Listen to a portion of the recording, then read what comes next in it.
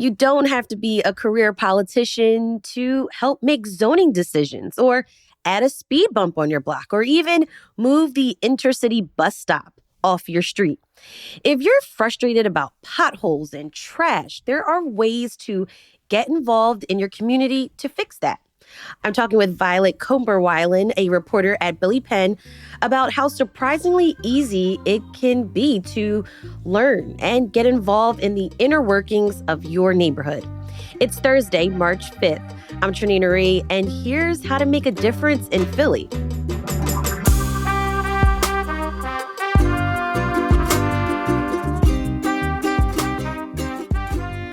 Violet, thanks so much for being on the show today.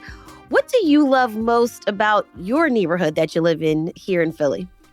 Thanks so much for having me. So I live in Center City, kind of right between Market East and the Neighborhood.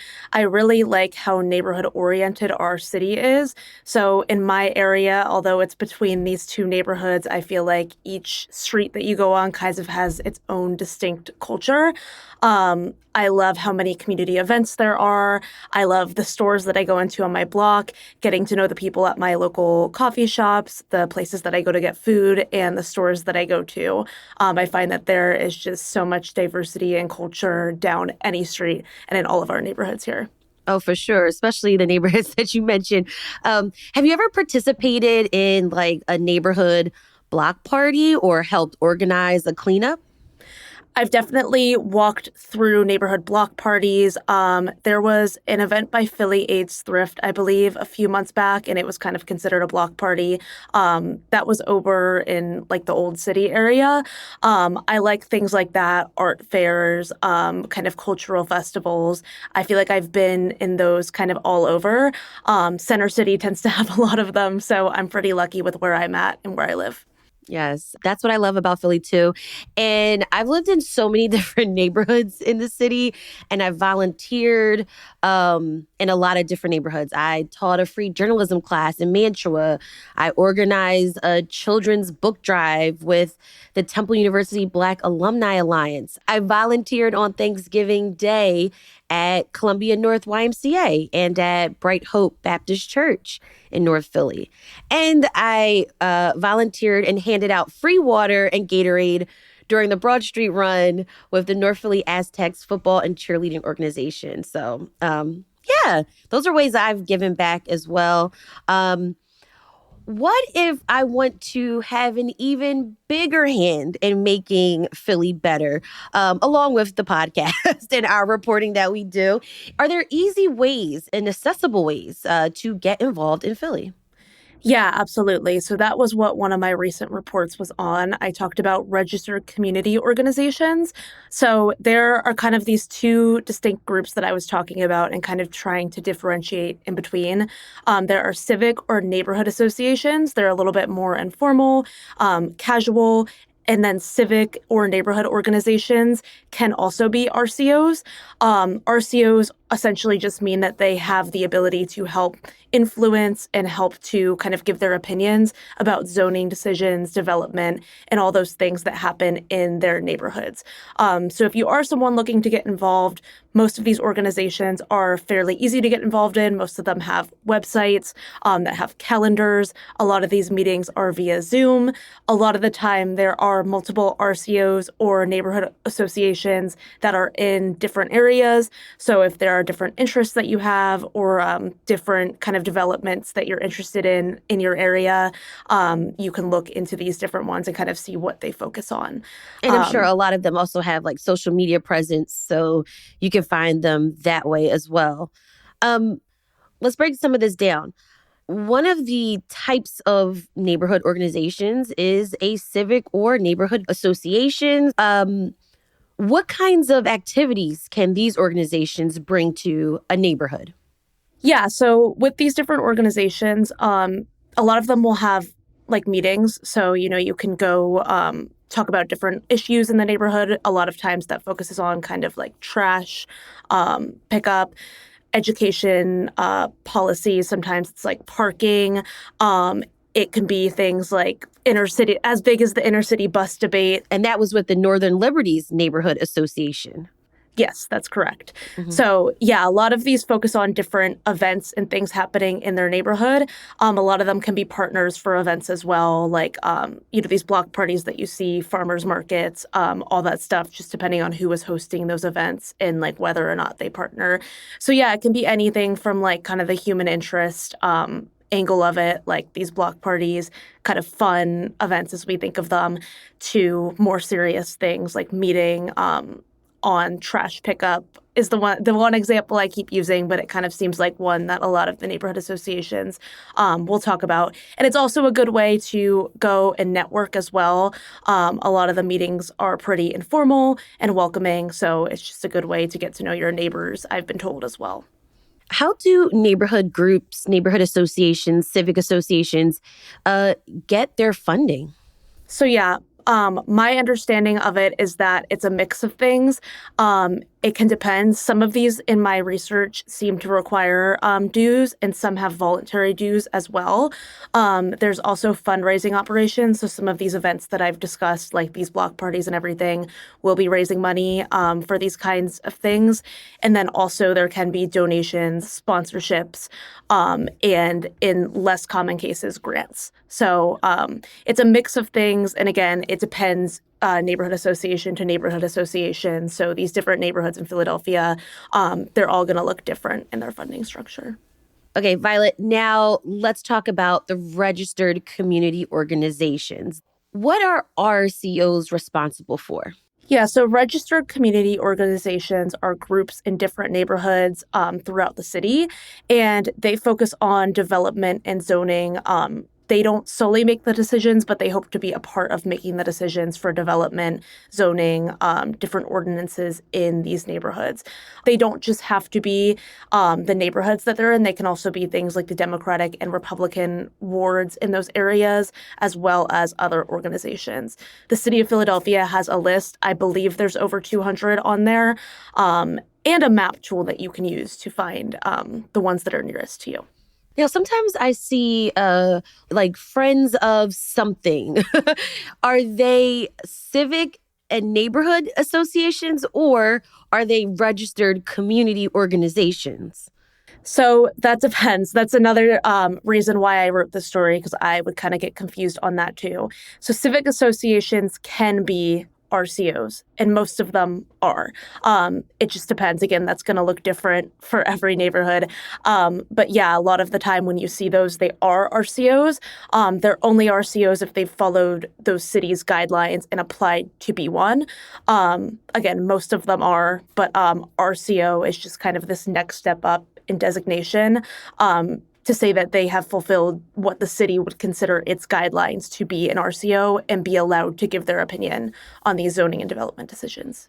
Right. And when I heard you say that, I was also thinking, wow, this is interesting that these associations have not that they have opinions, but they could have influence. Talk to me a little bit about that. How much does city council take the opinions of RCOs into account when approving development or making zoning laws and changes in a neighborhood?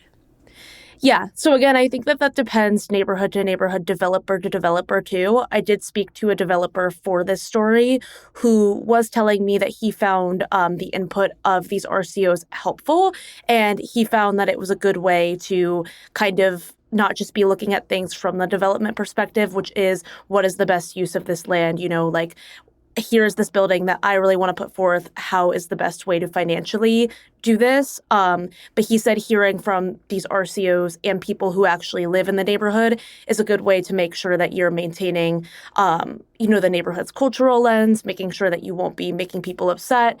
He said it's a good way to kind of stop problems before they might come up when it comes to that kind of development. Yeah, it sounds like some developers want to have better relationships, like you said, and not have these contentious issues that might come up later down the line. Um, it also seems, though, like if people are concerned about development or let's call it what it is, sometimes gentrification in their neighborhoods, this is their first stop to make those concerns heard through the RCOs, right? Yeah, that's right. And I think a good example of this is Philadelphia Chinatown Development Corporation. So they are an RCO and they were a big opponent of the proposed 76ers arena at Market East. So, as I'm sure a lot of your listeners will be familiar with, this was a big thing in the news, especially last year. They were trying to put a 76ers arena in Chinatown, and there was a lot of controversy around that, just feeling like that would take away the authenticity and culture in the area. It would also create things like a lot more traffic. Just a lot of people in Chinatown did not feel like it was the right decision. So the Philadelphia Chinatown Development Corporation, which is an RCO, was able to kind of voice those concerns to council members, to legislators, and give a voice to the voiceless, essentially. I spoke to the leader of the Philadelphia Chinatown Development Corporation, who did tell me as well that they were able to lead kind of group meetings in English and Chinese, so that people who may not have necessarily felt as comfortable going out and voicing their concerns would be able to put those forth. And I think that that's where it kind of shows that RCOs can be this important conduit between their residents and, let's say, city council, these other kind of legislators and people. It just gives them a voice and place to feel comfortable at the table, whereas I'd assume a lot of those people would not be comfortable or willing to put their opinions forth in other settings.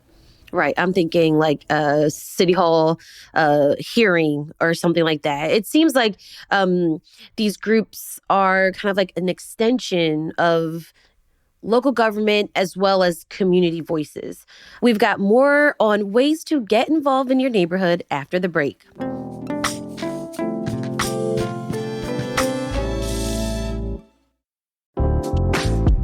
Hi, I'm David Plotz. I'm the CEO of CityCast, a podcast network that includes this show you're listening to, and also 12 other CityCasts in 12 other cities. And each one knows their city as well as your local team knows yours. So isn't it time we connected them? Don't you want to know how they're tackling their bike lane problems and housing challenges and sidewalk dog poop crises? That's why I'm hosting a new podcast called Your City Could Be Better. Because it could be. Every week, I'll chat with a different host in our CityCast network about what their cities are doing right and wrong, the weird things they're trying, and the surprising successes, so that we can all learn how to make our cities a little bit better. Listen to Your City Could Be Better on YouTube or wherever you get your podcasts. I want to go to a point you mentioned earlier. Some registered community organizations aren't tied to neighborhoods, but they're serving more for advocacy or political groups. What are some examples of this in Philly? So yeah, for example, there are a lot of Democratic wards, Republican wards as well in the city that are being represented here. Through my reporting, I didn't get the chance to speak to these organizations, but just from what I can assume and gather through my own research, and these are different wards in different parts of the city as well. So, it's Democratic and Republican wards, North Philly, South Philly, kind of all around the city. So from there, I would assume that these are good ways for these different political groups to advocate for themselves and their interests in terms of development in the areas that they're in. So yeah, Democratic and Republican groups in North Philly might want different things, and this RCO designation is a good way for them to have a seat at the table as well, beyond, traditional city council and that other kind of advocacy. What are some big issues in the city right now that registered community organizations are working on? Yeah, so I think a big example would be this intercity bus terminal. They are planning to move this to Filbert Street, where it used to be the old Greyhound bus station. So a big part of advocating for moving this from Northern Liberties was the Northern Liberties Neighbors Association's efforts, just kind of consistently meeting with developers, kind of seeing where a better place could be to move this bus terminal. Because for those who are not familiar, right now it is just under the bridge where the Spring Garden L station is, where they are having a lot of these buses go. I've gotten on these buses myself. It can be a little bit confusing. There's a lot of them there. It creates a lot of traffic. So, these are the kind of decisions that are being made and I guess, discussed and debated by these neighborhood associations. So transportation is a big one. like I said, as with civic associations, RCOs are also talking about trash and other things. Several of them told me during the trash strike, for example, that was one thing that they talked about. And I actually did speak to several neighborhood associations as well in that reporting, just kind of about how they saw that going for their neighborhood. Some felt like it was handled better than others, just depending on where they were at. Did they feel that they could be a good resource for neighbors to go to when they had questions that weren't being maybe like answered immediately? Yeah. Yeah. So I spoke with Jeff Hornstein. He is the president of the Northern Liberties Neighborhood Association. He also worked in Queen Village, kind of RCO neighborhood association landscape as well when he lived there. And he was just telling me that, as someone who wanted to get really involved in his own neighborhood when he started, this ended up being a really good way for him to get involved. And he said that as more people came in, he hoped that at least the neighborhood associations that he ran were places that people could go to get their questions answered. And then same again with the Philadelphia Chinatown Development Corporation. They were also saying they felt like they were a resource specific to the area that they were in as compared to other resources like city council, where, for example, it might not be as easy for people who are not native English speakers to be able to go and get help there. So from who I spoke to, yes, it does seem like a good way to get information, especially when there's limited resources and help. Are these neighborhood groups evenly distributed throughout the city? So, from what I have seen, there are definitely several areas where they are more concentrated.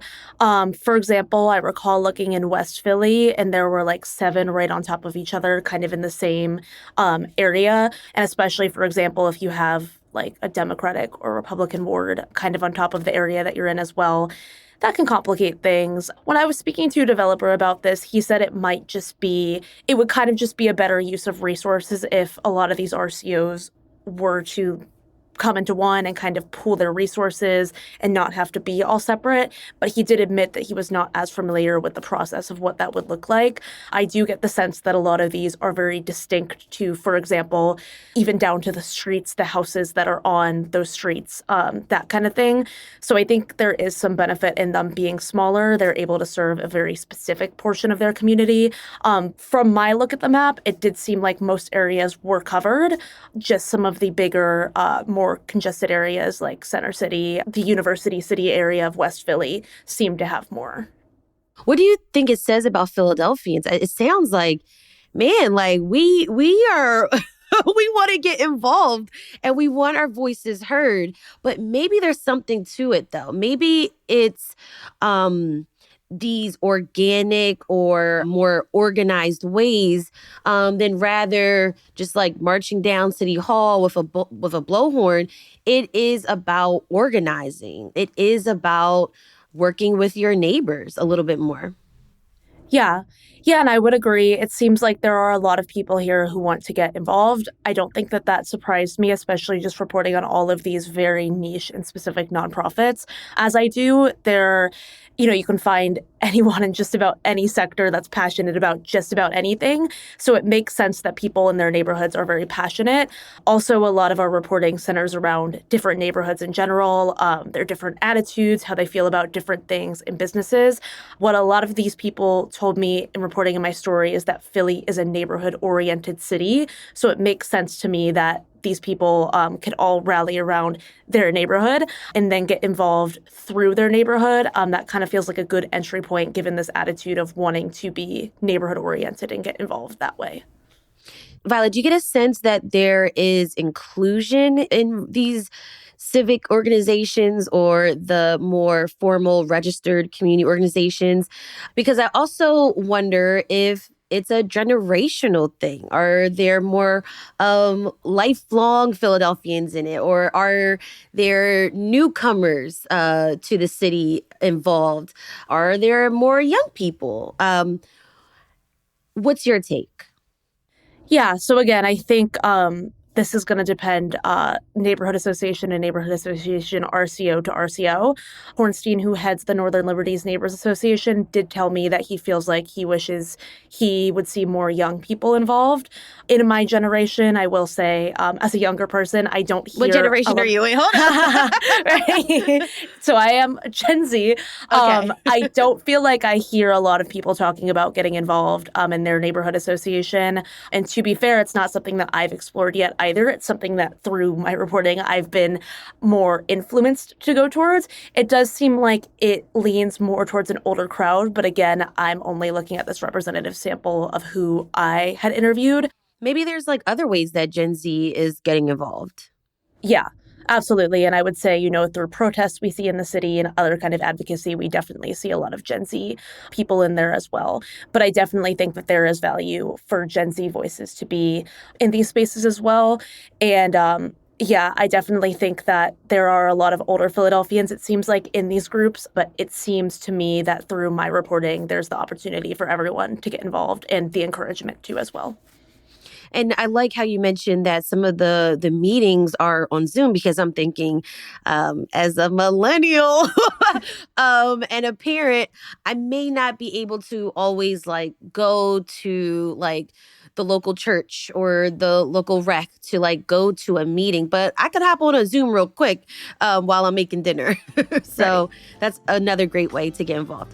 Violet, thank you so much for this amazing conversation and really breaking it down for me on CityCast Philly today. Yeah, absolutely. Thank you so much for having me. I appreciate it. We'll have a link to Violet's reporting from Billy Penn in our show notes.